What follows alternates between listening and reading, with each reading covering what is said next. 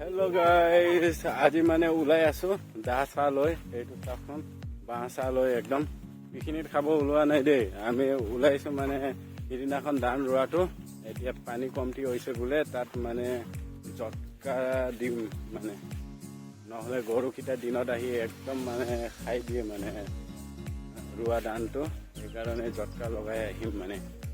আপোনাৰ চব আহিছে, মঙলি চব আহিছে আৰু মই দা লৈ আহিছোঁ।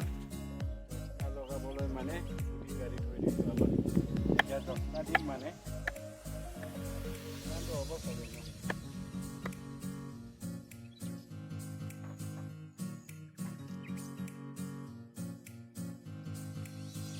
এটা লগাইছোঁ, এনেকা লাম্বাকৈ লগাম এইটা লৈকে মানে, এতিয়া গৰু ছাগলীকেইটা সোমাব নোৱাৰিব আৰু। এতিয়া মানে জটকাটো তাৰটো লগাই ল'ম। ইমান লম্বা হয় আছে না, বেছি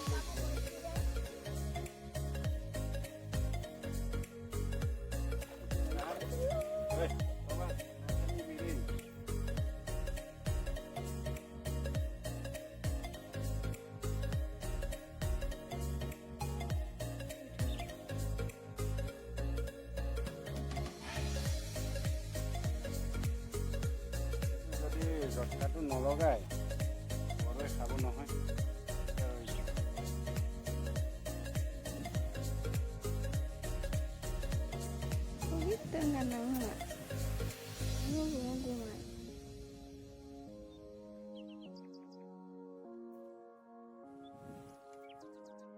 ना क्या टेंशन करता है।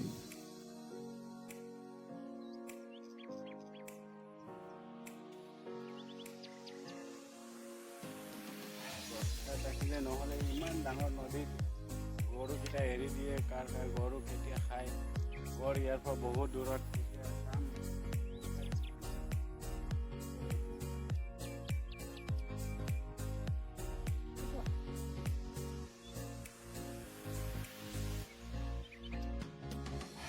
গৰুৱে যদি খাব আহে তেন্তে এইটো এৰি যাব, তেন্তে আইডিয়া লগাইছে ইয়াত মানে জটকা দিবলৈ বহুত দূৰৰ পৰা কানেকশ্যন হ'ব লগা হৈ যায়তো, সেইকাৰণে ইমান দূৰৰ পৰা কানেকশ্যন কৰি কিনো কাম।